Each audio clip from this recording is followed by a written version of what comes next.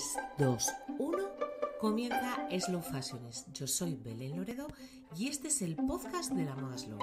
¿Te quedas a pasar un ratito aquí a mi lado?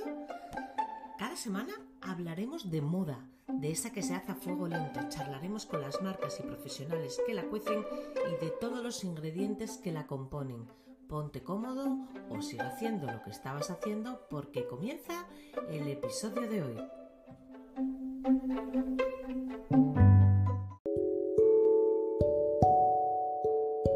A continuación, la primera parte del podcast de hoy está dividida en dos por su longitud, así que espero que disfrutéis de Héctor Jareño. Hoy tenemos con nosotros para charlar sobre moda y de su marca, por supuesto, a Héctor Jareño Amieva, fundador y director artístico de Reliquiae España y Premio Nacional de Moda 2018. Sus diseños forman parte del armario de nuestra reina Leticia, lo que le ha facilitado un reconocimiento tanto nacional como internacional. Miembro reciente de la Junta Directiva de ACME, Asociación de Creadores de Moda en España, presidida por Modesto Lomba, está con nosotros hoy para charlar sobre todo este mundo de la moda, la marroquinería, que además él bien conoce y maneja, ¿no? Bienvenido a este podcast, Héctor. ¿Qué tal? ¿Cómo estás? Pues nada, voy aquí, como todos, como decimos, como tú dices mucho, navegando, ¿no? Y como yo te contesto a veces, buceando. Pues nada, peleando en este mundo que nos ha tocado y con esta situación en la que estamos, y cosa que no es fácil, ¿no? Entonces, yo quiero charlar contigo hoy como marca, por supuesto, como marca Reliquiae, pero también un poco más allá, como ese premio segundo, el premio de moda que conseguiste como miembro vocal de esa junta directiva a la que perteneces y como persona que está en este mundo desde hace mucho tiempo y que yo sé que además tú tienes una visión muy clara de muchas cosas y me apetece que hoy charlemos sobre ello y lo compartas con todas las personas que nos escuchan. Pero ante todo quiero que te conozcan, para el que no te conozca. ¿Quién forma la marca, cuándo nace y cómo aparece en el panorama de la moda Reliquiae? Vamos a ver, Reliquiae nace como marca en el 2012, aunque yo en fin, me barruntaba algo, yo creo que desde hacía algunos años antes. La marca empieza de una historia pues que no es una historia alegre. Mi padre, tapicero de profesión, que llevaba toda su vida trabajando la piel en tapicería, se jubila y la última obra que acomete es una obra de restauración del tren al Andalux, el tren de las grandes líneas de Feve que recorre Andalucía y Murcia, si no me equivoco. Él se ocupa, por supuesto, de la parte de tapicería de esa restauración y es una obra fallida en la que él ejecuta el trabajo adelantando los costes a partir del dinero de su fondo de pensiones, porque él interpreta que era una gran obra, y de hecho lo fue, con la que cerraba su carrera profesional, con tan mala suerte que la empresa intermediaria creada por Fede da en suspensión de pagos y mi padre nunca cobra ese trabajo. De manera que nos encontramos en una situación muy delicada a nivel familiar porque el plan de pensiones ya no está, la pensión de jubilación de un autónomo en este país es muy pequeña y el taller, dado que mi padre está en periodo de jubilación, pues no puede seguir generando ingresos, de manera que yo tomo una decisión, una decisión personal, que es abandonar mi carrera profesional, la que tuve hasta entonces, y ponerme manos, ¿no?, a la obra. No, yo no soy arquitecto, ¿no? yo soy interiorista de profesión. Vale, perdón, sí, interior, es verdad. Soy interiorista, aunque llevaba ya muchos años fuera de la profesión, porque es cierto Es cierto que yo sí empecé a trabajar en un estudio de arquitectura como interiorista y estuve trabajando como interiorista muchos años, primero en el ámbito de la arquitectura, luego en el ámbito de la arquitectura efímera, de las exposiciones, haciendo trabajos de museografía y museología, pero llevaba ya algunos años en los servicios corporativos del grupo de empresas para el que trabajaba como director de comunicación y adjunto a la presidencia. Y yo agradezco mucho ese devenir profesional porque aparte de la sensibilidad artística y de la sensibilidad estética de la museografía y del interiorismo, yo tenía un gran conocimiento, y de eso te das cuenta cuando lo pones en práctica, sobre las cuestiones de gestión de la empresa por ese último periodo en el que estuve trabajando en servicios corporativos del grupo empresarial. Entonces, bueno, pues con ese bagaje pues dejé mi trabajo y decidí hacer algo con el taller de mi padre, y ese algo fue transformar en el año 2012 el taller de tapicería de mi padre en un taller de marroquinería, en un proceso que no resultó nada fácil, pero bueno, yo creo que ahí sí es verdad que tomé alguna decisión equivocada y alguna otra también muy acertada, y así nació todo. En realidad nace de la necesidad. Bueno, como yo creo, Héctor, y poniéndonos aquí un poco sentimentales o profundos, creo que como muchísimos negocios, aparte de la ilusión, muchas veces salen de la necesidad, de la búsqueda de una salida, de una forma u otra. En vuestro caso había una base que era aquel taller de tu padre Juan, era tu padre de nombre, ¿no? Juan Sí. Jareño, que era un buen tapicero que estaba aquí ubicado en Gijón, y a partir de ahí vosotros, o tú solo o vosotros, tú y tu hermano o tú solo. ¿Quién? No, mi hermano es diseñador gráfico. Mi Tu hermano hermano va por... tiene, sí, mi hermano tiene su estudio su y ese negocio, es su historia aparte. un gran diseñador gráfico. Ok, pues desde aquí le saludamos. Pues eso, que al final, en búsqueda de una salida, en este caso, de pues un bache económico, ¿no? Un perjuicio que le generaron a tu padre, que es bien triste, ¿no? Al final de una vida laboral, de una vida entera laboral, pues verse en esa situación no es agradable ni deseable para nadie, ¿no? Entonces te lanzas con este proyecto tuyo nuevo, que primero tuvo otro nombre, ¿no? Si no recuerdo mal, que era Cuca Reliquia, Sí, sí, y sí. luego redondeaste en Reliquiae. Reliquiae tiene, yo creo, un hito, un antes y un después, y corrígeme si me equivoco, porque eres tú el único licitado para hablar de tu marca, que es el que la reina Leticia se convirtiera en tu clienta, ¿no? Ese momento en el que ella... cuéntame un poco de cómo fue, cómo lo recoges, cómo lo viviste, fue casualidad, fue intencionado. Yo creo, voy a empezar por el principio, yo creo que realmente este no es el gran momento de No Reliquiae, es. sin quitarle ningún tipo de valor, Vale, porque para mí perfecto. Sí, sí, sí. lo tiene en lo profesional y lo tiene, si quieres, mucho más en lo personal, pero no es el gran, No. no es el descorche de Reliquiae. Vale. Yo lo he dicho muchas veces, que Su Majestad sea clienta de la marca para mí es un motivo de orgullo y además es innegablemente un motivo de De valor para impulso, ¿no? nosotros. Yo creo que tenemos un patrimonio en nuestra jefatura del Estado, en el modelo de jefatura del Estado que tenemos, que solo suma, no hay ninguna resta. Una jefatura de Estado cumple una labor en un sistema como el nuestro de representación.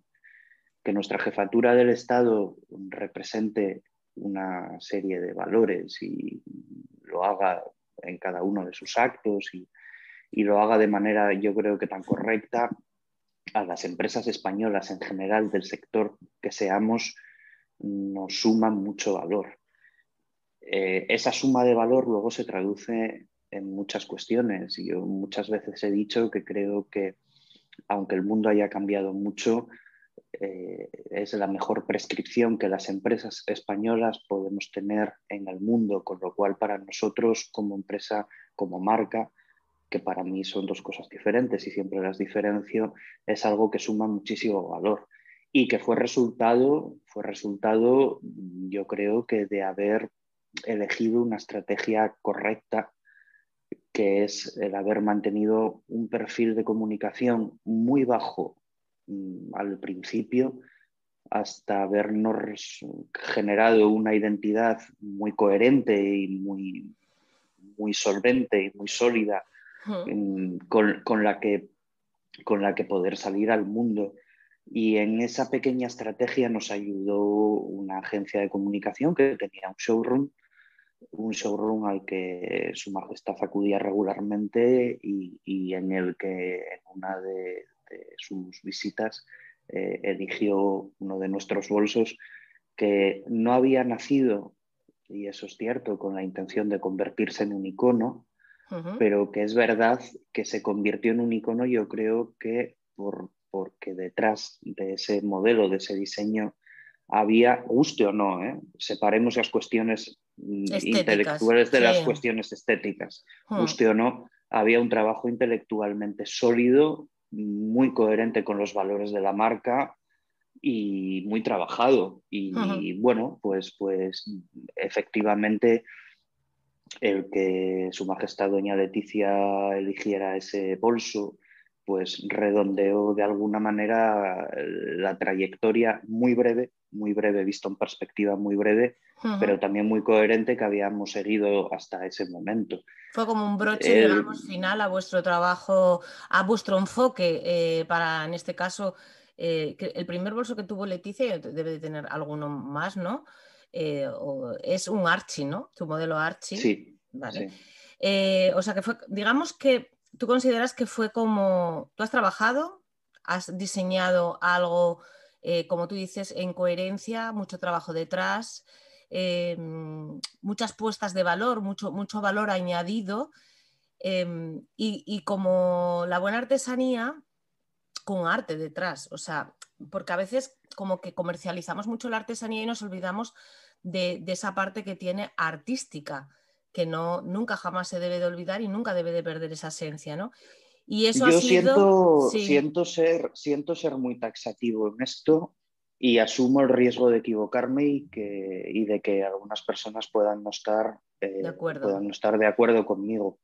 Pero creo que la artesanía en sí misma, eh, si no incorpora la actualización del diseño a Correcto. través de la creación, está condenada porque la artesanía es una herramienta, igual que Internet es una herramienta, igual que el 99% de las cosas que utilizamos día a día en nuestro oficio son herramientas. Sí, Cuando lo que pasa nosotros que quizá confundimos, utilicé yo mal el término, Héctor, porque cuando hablo de artesanía tienes toda la razón del mundo, es una técnica. Y como técnica de elaboración de un producto, tiene que tener la otra pata, que es esa pata del diseño. Yo cuando hablo de artesanía, igual no estoy diciendo bien, porque tendría que incluir artesanía barra diseño, barra originalidad, barra vanguardia, barra investigación, todo lo que quieras. Esas dos piezas unidas, solo una sin la otra, como tú bien dices, no tiene continuidad, ¿no? O no tiene la continuidad que queremos o que buscamos, ¿no? no la tendrá, O no la no la tendrá en el tendrá. futuro. Estamos de Llamémoslo acuerdo. muerte a pellizco si quieres. Sí, sí, sí. Estamos Pero totalmente de acuerdo. para que haya relevo generacional, Hmm. para que sea valorado, para que tenga un recorrido, para que encaje dentro del paradigma de sostenibilidad en un futuro cercano y no tan cercano, para todas esas cosas la artesanía, pero vamos, que esto está inventado, ¿eh? Yo defiendo que nuestra profesión es una profesión en la que hay que estudiar muchísimo y en cuanto rascas un poquito te das cuenta que esto ya se defendía a principios del siglo pasado en la escuela alemana de Bauhaus, en la que el diseño se ponía al servicio de la artesanía y la artesanía al servicio del diseño para generar vanguardia. Es más, hay una de las anécdotas que están vinculadas a obras muy significativas, como por ejemplo la del arquitecto Luis Moya, en la que el abandono de los estilos historicistas o de la arquitectura más clásica para caminar hacia la modernidad estaba muy vinculada a la imposibilidad de seguir ejecutando oficios artesanos vinculados a la arquitectura, como por ejemplo la cantería. Es decir, no puedo seguir haciendo capiteles de orden corintio extremadamente complejos porque ya no quedan canteros. En este país los canteros eran sobre todo gallegos. Y eso ocurre en un momento determinado. Yo no puedo seguir haciendo bolsos si no quedan artesanos marroquineros, pero los artesanos marroquineros, si no se actualizan a través del diseño, tendrán un producto desfasado con un público cada vez más pequeño y su oficio se morirá con ellos porque no habrá relevo generacional. Aunque todo esto sea una simplificación y aquí podamos hablar de relevo generacional, de modelos formativos, de formación profesional dual, claro, de muchísimas cosas, sí, sí. un dibujo de trazo grueso podría ser ese perfectamente. Claro, porque además hay una cuestión que no se nos puede escapar y aparte de lo pasional de algo, la parte artística, la parte corazón, y lo mencionaste tú al comienzo de esta entrevista, cualquier negocio, cualquier apuesta, cualquier marca tiene que tener dos patas. Una es la empresarial y otra es la artística o la creativa, ¿no? Si una de las dos patas falta, el proyecto no sale adelante. Pues en el caso de los artesanos ocurre lo mismo.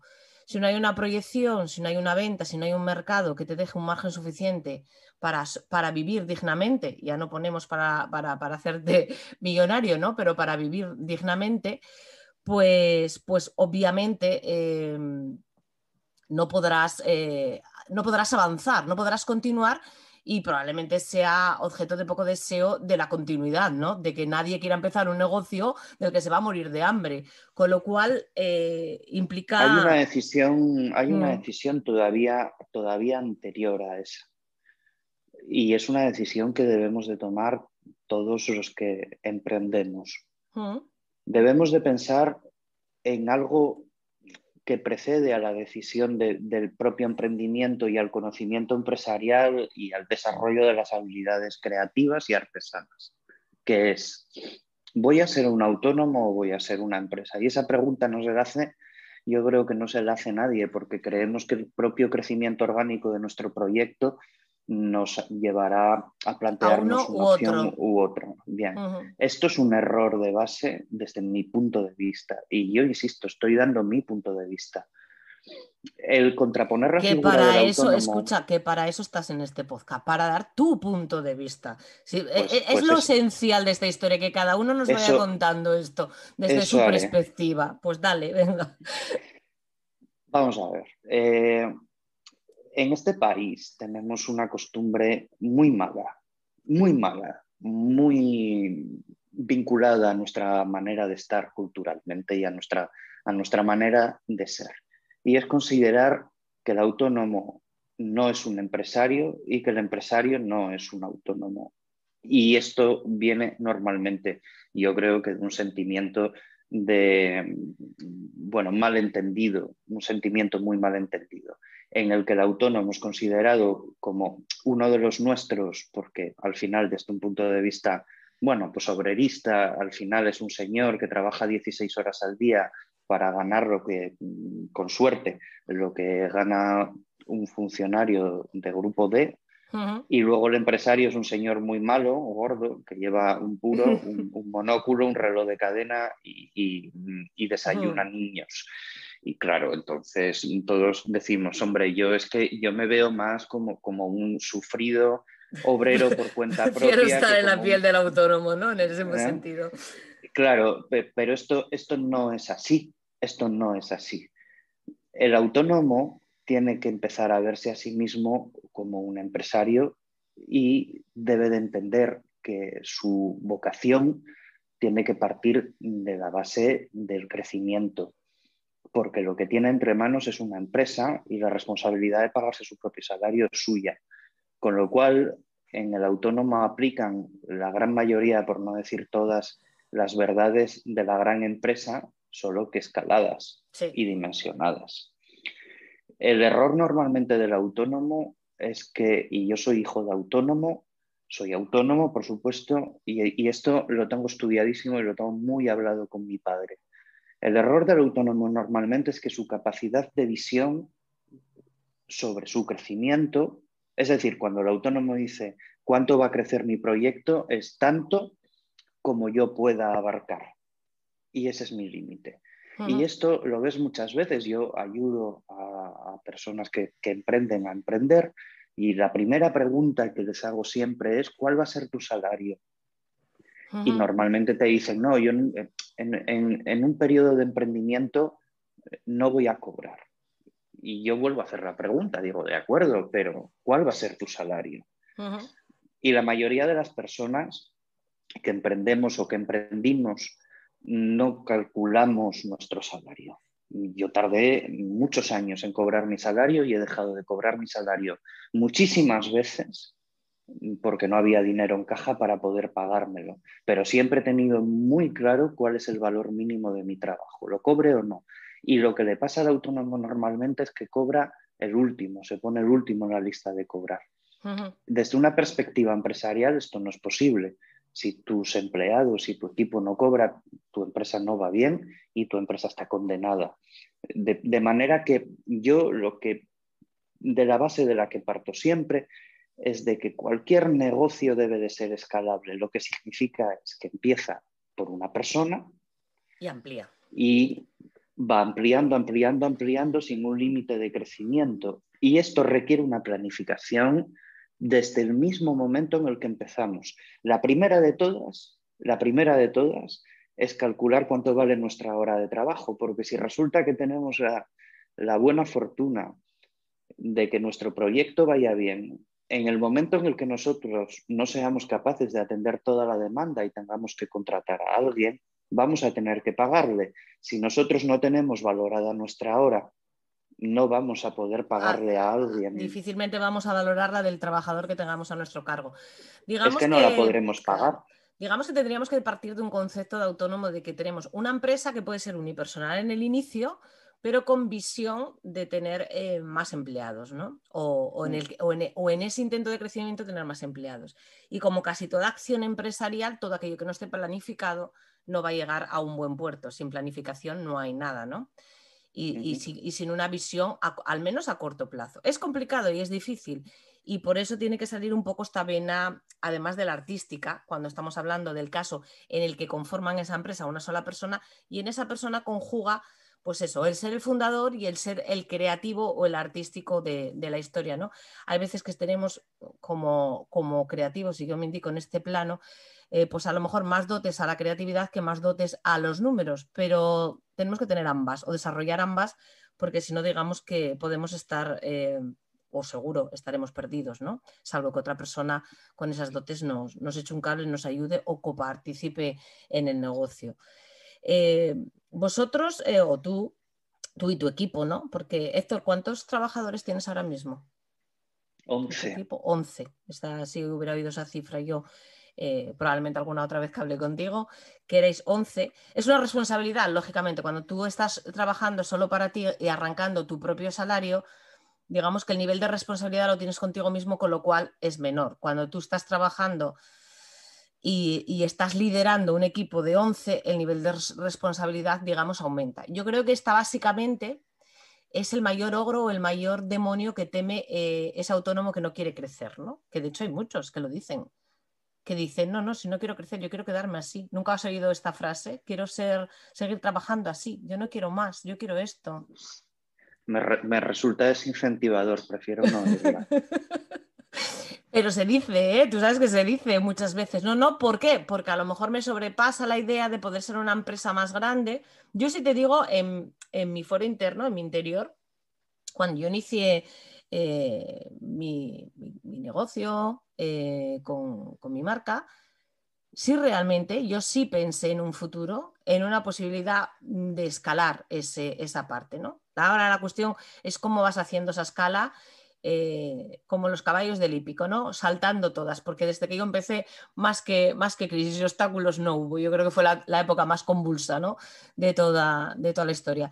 Pero ir escalándola. Pero sí que en la visión está y obviamente si tú quieres alcanzar, si tú quieres que se conozca tu trabajo, necesitas ayuda. Tú solo no Es que puedes. no, pero yo o sea, como cantaba Manolo Escobar, me revelo, me revelo. Vamos a ver, Lo dice. si tú quieres eh, vivir de tu hobby, a mí como proyecto vital me parece muy lícito, Uh-huh. me parece maravilloso, me parece fantástico. A mí me gusta la jardinería. Fíjate qué fácil lo tendría, ¿no? Si tengo un trozo de tierra y planto cosas, me gustan más las flores que los tomates, pero bueno, mira qué fácil lo tendría. A mí me parece muy bien. Si quieres vivir de tu hobby, me parece fantástico. Es un proyecto de vida de la leche. O quieres montar una Pero yo empresa. siempre, pero yo siempre me he preguntado cuánto dinero tienes que tener para vivir de tu hobby. Uh-huh. A mí me parece mucho más caro vivir de tu hobby que montar una empresa, a todos sus niveles, a todos sus niveles. Ahora, si tu elección personal es esa y prefieres vivir con la tranquilidad y prefieres vivir de lo que tú puedes manejar a tu nivel, sin complicaciones, sin endeudamientos, sin expectativas de crecimiento, si prefieres no echar esa bola ladera abajo, a mí me parece fantástico, pero eso no es un proyecto empresarial. Y seamos muy claros. Porque tú en el momento en el que diseñas un proyecto empresarial, necesitas planificar una inversión. Si tú no tienes dinero para hacer esa inversión, vas a tener que ir a un banco. A pedir. Y si vas a un banco, vas a necesitar un plan de empresa en el que vas a tener que poner en un papel cuánto vas a vender en los próximos 3 años y planificar una expansión para garantizarle a quien te deja el dinero que se lo vas a poder devolver. En ese momento ya no estás viviendo de tu Ya no hobby, estás ya estás siendo ya gestionando una estás empresa. gestionando una empresa y esa empresa va a escalar y en la escala de esa empresa vas a necesitar pues mano de obra, partners, subcontratar, lo que quieras. Cada uno escogerá su modelo, pero vas a necesitar muchas más cosas y se va. Iba a decir a complicar todo, pero bueno, yo sé que tú eres una persona disfrutona de ejercer tu función de empresa, hombre, con las dificultades, qué tontería. Me imagino que hay momentos difíciles como en todos los sitios y duros Yo en lo los que dices, reconozco yo lo reconozco como una tarina, ¿eh? Yo tengo una tarina. Es decir, eh, yo disfruto de todo lo que sufro.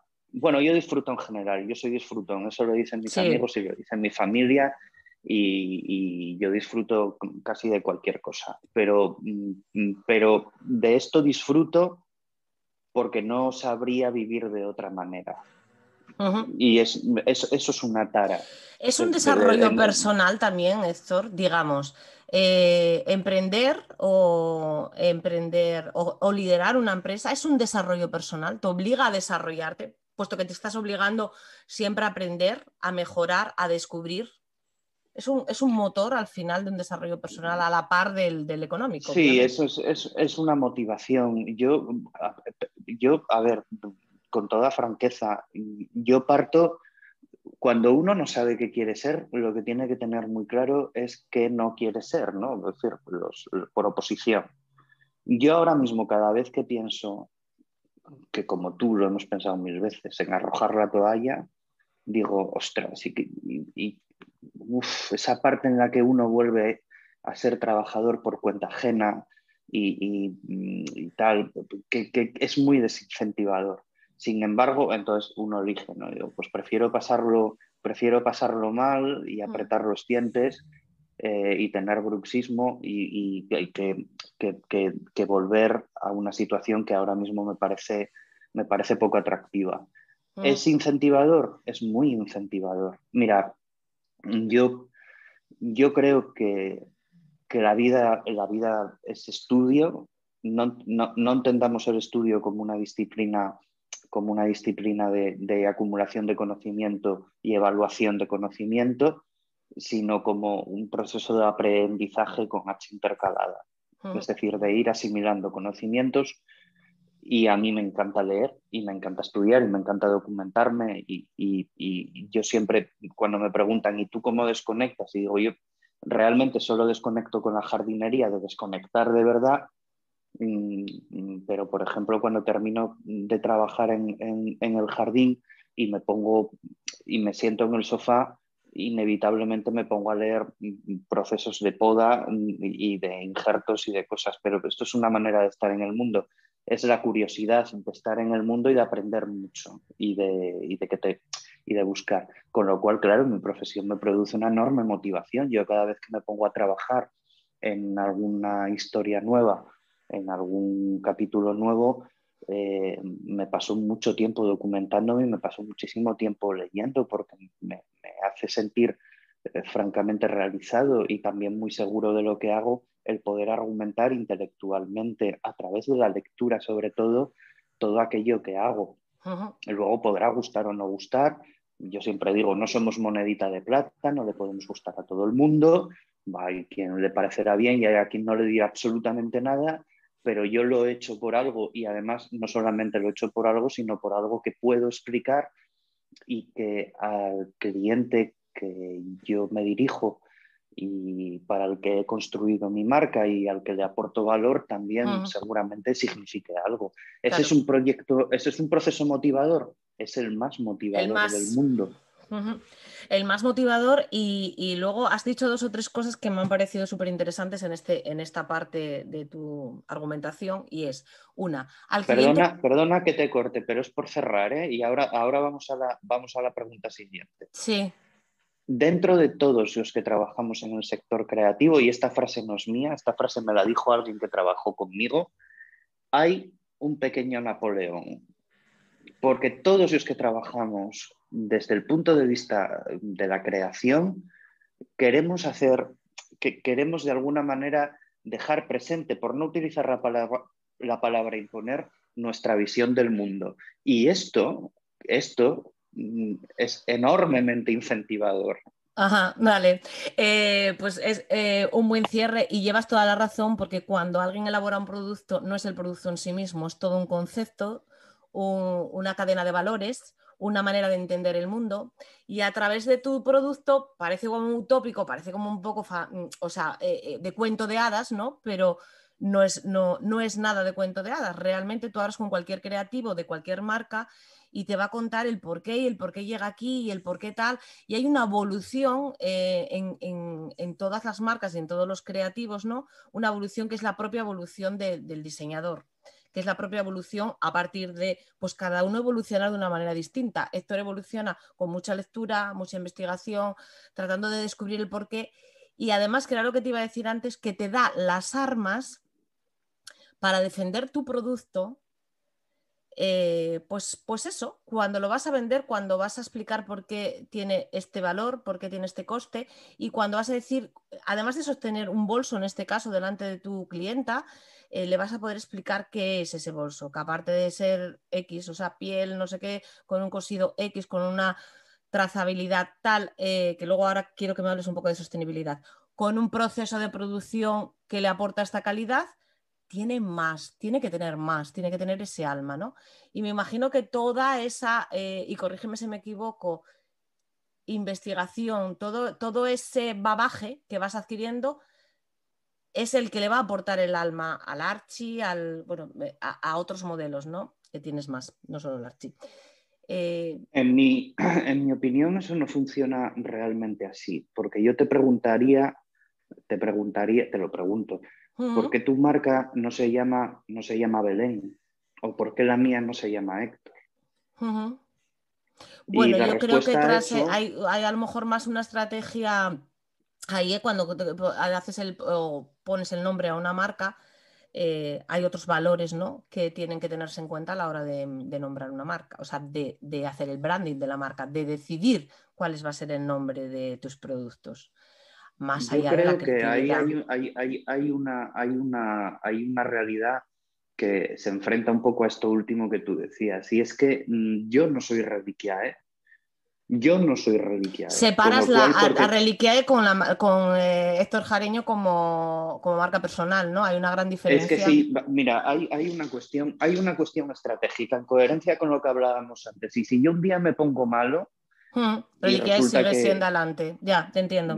quiero decir, y otra cosa, y si yo mañana resulta que estoy muy feliz y me apetece hacer no sé qué cosa porque estoy muy feliz, pero dentro de 15 días, como a lo mejor soy cicloquímico o se me acabó el lorazepam, estoy muy triste Sí, y entonces pero decido hacer cosas negras, entonces, ¿qué pasa? ¿Que todo eso tiene que volcarse ¿y en tú la crees, marca? pero tú No, crees no, que no, relativa, pero no, tú no. crees que pero de verdad Reliquiae no tiene de Héctor Jareño en un porcentaje altísimo y Héctor Jareño no tiene de Reliquiae?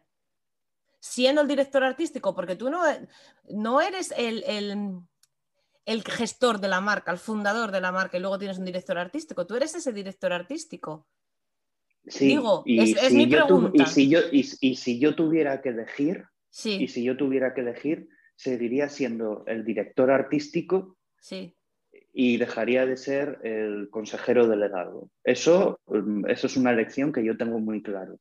Pero vamos a ver, en las grandes marcas, ¿Eh? y cuando nosotros hablamos de ¿Eh? estrategia empresarial, esto hay que saberlo, luego tú le haces caso o no le haces caso. Pero en las grandes marcas, al director creativo lo nombra el CEO. Sí, Es decir, aquí viene un señor que se lee el cuaderno de marca y dice, vamos a necesitar a un tío que comparta los valores de la marca. ok. Y entonces, a partir de ahí, abre un proceso de selección en el que me encuentro con 200 tíos creativos que cada uno tienen su genio y tienen sus valores y tienen sus colecciones y sus portfolios y sus no sé qué. Y entonces de todos estos, yo escojo el que se adecua más a los valores de la marca. Vale. Es decir, la marca se crea, cuando se crea una marca, se crea para que perdure. Las hay que perduran y las hay que no Que lo no, y consiguen hay quien se estrella y hay quien no llega, está claro, porque la sí. estrategia empresarial pues va bien o va mal o lo que sea. Pero Ujú. el director creativo está al servicio de la marca. Y yo muchas veces he dicho que el mayor enemigo del creativo es el ego y que a los creativos, cuando nos ponemos el sombrero de creativos, deberíamos de llevar detrás a un procurador que nos fuera diciendo, recuerda Por que eres aquí, humano, recuerda que acuérdate. eres humano, recuerda que eres humano, recuerda que eres humano, o en el caso de los que nos dedicamos al diseño en el sector de la creación bueno, de moda o de lo que sea, deberían de decirnos, no eres tú, es la marca, no eres tú, es la marca, no Está eres claro. tú, es la Vale. marca. Está claro, hay unos parámetros que la marca tiene que seguir y por mucho que te apetezca, y estoy de acuerdo contigo, y de repente ves algo que dices, ostras, qué guay, no sé, pues a mí me apetecería hacer algo de este estilo, pero no casa nada con la línea de tu marca y no tiene cabida dentro de la marca, aunque a ti, porque además, entre otras cosas, se nos suele ir bastante la pinza. Entonces se te puede decir en un momento dado, guau, pues yo haría ahora. Y dices, no es el momento, no es el lugar y no es lo que necesita la marca. Eso estamos de acuerdo. Pero dentro de lo que ya hiciste, está claro que tiene tu sello. O sea, tiene que tenerlo. Si eres creativo de esa marca o director creativo de esa marca, el sello lo tiene que llevar. El tuyo o el de la marca, pero el de la marca al final lo pones tú, porque al final tú decidiste, estamos hablando de los comienzos, no estoy hablando de las grandes marcas, Chanel, Louis Vuitton, que ahí puede haber ser responsabilidad de varios y como tú bien dices, el fundador elija al director creativo, que además es el fichaje más importante de cualquier marca de moda, y luego etcétera, etcétera. No, estamos hablando de los inicios, va todo tan unido, tan interlazado, que es difícil diferenciar. Que haces muy bien en decir que hay que diferenciarlo, Héctor, porque puede que sean las bases de un futuro, pero que es difícil porque está todo muy entrelazado, porque al final parte todo del mismo Pero cerebro. sí, sí, pero cuando sabemos cómo se hace bien, tenemos que resistir la tentación de hacerlo mal. Vale. Entonces, es muy bueno cuando uno forma equipos, ¿Mm? cuando uno escoge socios, cuando es muy bueno elegir personas que tengan estas cosas muy claras y cuando se te va la cabeza, te reconvengan a repensarlo. ¿eh? Ujú. En fin, Te estoy entendiendo, Héctor, te estoy entendiendo. Espero que no estés... tengamos Yo lo una... que pasa es que quiero que me expliques bien todo eso, pero yo te estoy entendiendo por dónde quieres ir y estoy entendiendo lo que nos quieres explicar. Yo lo estoy entendiendo. Lo que pasa es que yo estoy haciendo como un poco de abogado del diablo y poniéndome en la piel, en la mía, de mano, ¿no? Y en la piel de muchos. Porque Volvemos al pensamiento pequeño o al pensamiento grande. que sí. Si esto para mí es convertir mi hobby en un modo de vida, entonces haz lo que te dé la gana, hijo. Yo qué te voy Ok, a decir, pero si tienes disfruta, una proyección de disfruta. futuro. Ujú. Pero si lo que tienes es un proyecto empresarial entre manos, cuidado, porque no puedes levantarte por la mañana y tomar decisiones que a la empresa le van a costar dinero y que van a hipotecar su futura rentabilidad y su trayectoria, Oh, sí, porque sí. tu estado de ánimo ese día por la mañana sea no sé cómo. X. Para eso Ujú. está la marca. La marca está para salvaguardar el que tus Totalmente. estados de ánimo no afecten a lo que haces. Perfecto. Además, es una. O sea, todo esto que nos estás diciendo es algo que está ahí No digamos. somos artistas, no somos artistas, no somos artistas. No somos Goya y podemos atravesar una etapa negra, ni somos, o sea, no estamos, nosotros somos pintores de corte. Somos pintores de corte y Ah, ah. entonces tenemos, Me ha ten- encantado esa visión de la historia. Somos te- pintores te- de corte, nos contratan para somos pintar una escena más bonita posible. Sí, efectivamente, a mí Reliquia me tiene contratado. Sí, Por ahora, a lo mejor luego me despiden. que sí, que Reliquia sí. me tiene contratado para, en base a los valores, a sus valores, generar unos diseños y gestionar unas colecciones. Y ya está. Y poner en el mercado Mira, un producto vendible, ¿no? Un producto que guste y un producto que tal, porque No, tampoco de es. los dos, porque a lo mejor hay que poner en el mercado un producto que resulta invendible, pero es absolutamente icónico desde el punto de vista de la transmisión de valores Ujú. y se convierte en un oscuro objeto de deseo, pero luego resulta que las lentejas, como decía un gerente que trabajó conmigo, sí, sí, Sí, esto es muy bonito, pero ¿y las lentejas? Que es al sí, final de lo que nos alimentamos todo. ¿Y las lentejas? ¿Cuántos de claro. estos crees que vas a vender? Y digo, pues no sé. Y yo, la verdad es que no sé qué. Me dice tres, ¿no? Y digo, bueno, pues sí, probablemente venda tres, nada más. Sí, claro, pero es muy complejo. Y me dice, pues ya está. Me parece muy bien. Ahora vamos a ver cómo llenamos el plato de lentejas. Ok. Y Había que, luego ya haces, a ver, no sé si te estás de acuerdo con recreas. esto, pero yo me acuerdo que alguien por ahí decía que, por ejemplo, en el caso de Chanel, vende bolsos. Bueno, en este caso no es el más, no es el ejemplo mejor, ¿no? Pero su mayor ingesta económica, ¿no? Acaba siendo perfumes y barras de labios. Toda otra serie, toda esa línea cosmética, ¿no? A la que alcanza todo el mundo y que Y, le y, y, reporta y un montón de dinero. efecti efectivamente, el huevo y la gallina. Y entonces Chanel, que era una señora de aspecto frágil, enfermizo, bien, pues yo diría que convencional, eh, se pintaba los labios de rojo como expresión del poder femenino, de su propio poder femenino. De esto hay unos trabajos de Inmaculada Urrea absolutamente fantásticos y una tesis pública, si no me equivoco, sobre Chanel y el lenguaje de la comunicación, que es proverbial, y Uh-huh. utilizó todo su simbolismo, lo condensó en un perfume que a día de hoy sigue siendo el más vendido del mundo Uh-huh. y probablemente la mitad, y me quedo corto, de la gente que se lo compra por su simbolismo y no porque le guste su fragancia, porque su fragancia es absolutamente anacrónica. Seguro. Pues bueno, ¿sabes por qué es eso? Pues por lo mismo que Chanel sigue existiendo después de muchos años de haberse muerto Coco. Coco. Ahí es un claro Claro. ejemplo de lo que tú hablabas de tal. Sin embargo, ella lanzó la marca en consonancia a su viva imagen, bueno, o haciendo entender, no a su viva imagen, no, ahí llevas eso, no era su viva imagen, era haciendo, ilusionando a la mujer de entonces, ¿no? De un cambio, de otra forma que perdura por los años, el mensaje de Coco, ¿no?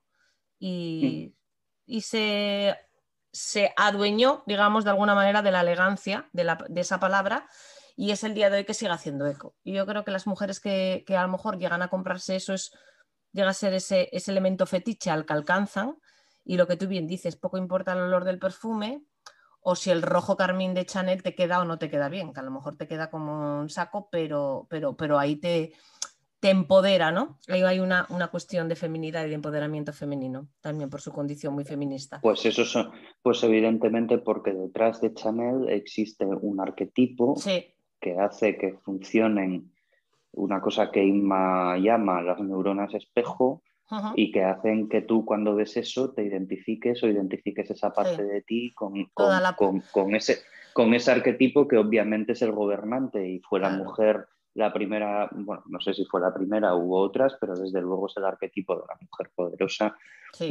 empoderada, dueña de sí misma, de su destino, y que detestaba a Dior porque Dior seguía sometiendo a las mujeres al corpiño. Y Chanel se lo quitó y las vistió con excedentes. ¿No? Con excedentes de tejidos de totalmente, y muy bien usado aquí el neuromarketing por parte de, obviamente, todo el equipo de Chanel, porque estás hablando, claro, de artistas, y se usan esas neuronas espejo de las que hablas para que inmediatamente referencies muchas cosas cuando ves esa marca, ¿no? Y es fundamental. Me apetece charlar contigo de un tema, Héctor, que ya llevamos bastante tiempo, pero quiero hablarlo, si no otro día quedamos y hablamos más a profundidad, que es la sostenibilidad. Y así dicho rápido y solo con esa palabra es un melón de pistón. Entonces, dame unas pinceladas, dime a grandes rasgos, porque esto es un tema muy arduo y no es nada fácil. ¿Cómo lo ves? ¿Qué opinas del movimiento sostenible? ¿Qué opinas de versus fast fashion? Y si tú te ves y Reliquia es para el mundo una marca sostenible y una marca... bueno, yo creo que la respuesta me la sé, pero bueno, quiero que me lo cuentes tú. Bueno, varias cuestiones. Sí, hay varias. La sostenibilidad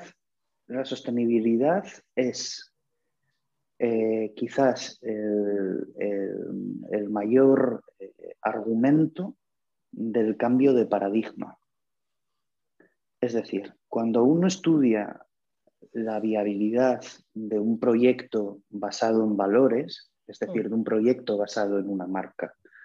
Si yo voy a sacar un producto al mercado que va a funcionar porque es barato, es decir, si mi modelo de negocio es un bazar chino, pues no necesito estudiar el paradigma, simplemente tengo que ser más barato que el de al lado. Si mi negocio es un negocio que se basa en el valor y esos valores los salvaguarda una marca y se depositan en cada uno de los productos que yo hago, el paradigma es muy importante, porque el paradigma es el conjunto de supravalores que impregnan todo en un momento determinado. Yo que soy un poco friki para mis cosas, pongo siempre el mismo ejemplo de paradigma. Los principios, en los primeros años de los años 80 y según avanzaron los años 80 más, pues el paradigma era el del enriquecimiento, el del divertimento, el yuppie, ¿no? Aquí en España Mario Conde, y en Estados Unidos pues las películas de abogados de cuello blanco, de ejecutivos de cuello blanco. Y esto es muy importante, Belén, aunque parezca una anécdota, porque al calor de ese paradigma transformamos nuestro modelo industrial y dejamos de percibir el valor de la fabricación a buscar el valor de la especulación financiera. Y en Europa, no solo en España, en Europa dejamos de fabricar prácticamente todo porque fabricar era de pobres y nosotros nos centramos en comprar y vender y obtener un beneficio transaccional. Casi no solamente en Europa, yo creo que casi en Occidente, pero en Estados Unidos, por supuesto, también. Trasladamos la producción al tercer mundo, igual que trasladamos las guerras al tercer mundo, porque que se contaminen y se mueran otros, que nosotros vivimos en la acomodada Europa y nos dedicamos a mover bienes y a ganar dinero con ello. Eso hizo que el sector primario se hiciera muy pequeño. Eso supuso un cambio muy profundo de nuestro modelo formativo. Tú piensas que la formación profesional prácticamente desapareció y lo que quedó fue un camino marginal, con lo cual no hay nadie que sepa, que esté formado para hacer oficios. Ahora parece que esa conciencia cambia. En fin, bueno, bien, ¿por qué cuento todo esto? Aparte de porque es muy interesante. Bueno, porque es Porque parte de la además, historia, es lo cuento, componente, sí. es muy interesante porque este fenómeno se produjo con gobiernos de izquierda y gobiernos de derecha, porque no forma parte de un movimiento ideológico, sino que forma parte de un movimiento paradigmático que está por encima de lo ideológico. Es decir, en Estados Unidos, que estaba Reagan y eran conservadores y neoliberales, y en Inglaterra, que estaba Margaret Thatcher, a la cual yo como figuradora me parece una punta al margen, me parece un ser extraordinariamente curioso. No quiere decir que esté de acuerdo con ella, dijo que me parece fascinante, o no, en fin, pero bueno. Pero en Francia estaba Mitterrand, sí, que era un socialista de izquierdas, que en los 2 primeros años del gobierno de Mitterrand Francia se metió en una transformación de su modelo productivo desde el punto de vista del comunismo, y esto es así, se nacionalizaron empresas, se nacionalizó la banca, se instauró un sistema redistributivo desde la industria, no desde los réditos, desde lo impositivo. O sea, y en España, que estaba Felipe González, que para mí es Dios, en fin, es un señor al que yo admiro profundamente desde muchos puntos de vista, pero el modelo fue en todos el mismo. ¿Por qué? Porque ese era el paradigma. Ese era el paradigma de finales de principios de los años 80. Bien, entonces lo primero que hay que pensar cuando nos vamos a poner a hablar de cómo incorporamos la sostenibilidad a nuestras vidas es cuál va a ser, o cuál es, o cuál va a ser el paradigma. Yo creo que los últimos 10 años fueron años de transformación. Si hablas con cualquier sociólogo hace 2 años, cualquier sociólogo, Santos Capa, que es un crack de la sociología de la moda, Ismael Fernández Calero, si hablas con gente que maneja muy bien estas cuestiones, te dicen, hace 2 años estábamos inmersos en un proceso de transformación en el que nadie sabía muy bien hacia dónde íbamos. Cierto. Bueno, pues yo creo que eso ya no es así. No. Porque ya hemos sido capaces de definir el paradigma. ¿Dónde? ¿A dónde vamos? Sí. Ya sabemos a dónde vamos. Entonces, ¿qué forma ese paradigma? Pues ese paradigma está formado, primero está inducido, los paradigmas no surgen, se inducen, está inducido y nos conduce hacia un escenario nuevo en el que los valores son valores renovados. Y la sostenibilidad es probablemente la palabra que engloba de manera más genérica y por lo tanto ambigua los nuevos valores del nuevo paradigma. Entonces la sostenibilidad significa muchas cosas. Claro. Y la primera consideración sobre la sostenibilidad es esa. El que tenga mucha ganas de saber cuál es el nuevo paradigma, bueno, pues se puede mirar los principios de la Agenda 2030 y se puede leer las conclusiones de la última cumbre de Davos, que está muy bien, porque tenemos que saber de qué hablamos. Vale. Ahora, en ese nuevo paradigma... Ahí te quiero llegar. Estamos ya en ese paradigma nuevo. Estamos hablando de sostenibilidad. ¿Cómo estás viendo tú el escenario actualmente? Este escenario de sostenibilidad. Pues estamos en un periodo de introducción del paradigma. El paradigma está plenamente implantado, pero hay que ir introduciéndolo poco a poco y tiene que ir permeando a todos los estratos de nuestro día a día. De la misma manera que ahora mismo a todos nos molesta ver sobre packaging de plástico, y ahora mismo es absolutamente normal que las bolsas de la fruta del supermercado sean biocompostables en 3 meses. Es decir, en un año hemos introducido mejoras, y esto solo acaba de empezar, Hay que cambiar el modelo energético, hay que cambiar el modelo de transporte, hay que cambiar todos los modelos. Todo esto va a influir de una manera o de otra en el modelo de consumo, porque hay una realidad que es de la que parte todo esto, y es que sea desde el punto de vista de la izquierda, desde el punto de la derecha, desde el punto de vista de la escuela comunista o de la escuela capitalista, sea como sea, nuestro modelo económico desde el siglo XVIII está basado en la extracción de recursos no renovables, y eso se acabó. Se acabó. Eso se acabó, como dice el otro, porque se acaba el mundo y decía uno, bueno, el mundo no sé si se acaba. Los que nos acabamos somos nosotros, la raza humana, porque probablemente a lo mejor el mundo vea la forma de salir adelante y de reinventarse. Pero la raza humana sí. Si acaba con nosotros, acaba con su amenaza, claro. Claro. Por eso hay virus. No, bueno, pero es así de fácil. Somos la gran amenaza del planeta, es cierto. Somos el peor virus que tiene el planeta. Es un gran reequilibrio de fuerzas, es obvio. Sí. Es obvio. Bien. Para mí la sostenibilidad no es qué consumo, sino cómo consumo.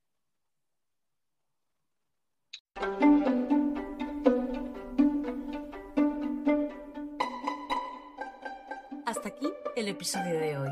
Espero que te haya gustado. Si es así, no dudes en suscribirte para no perderte ninguna de nuestras citas. Solo me queda recordarte que este podcast lo ha patrocinado Cuerocas, nuestra marca de bolsos en piel.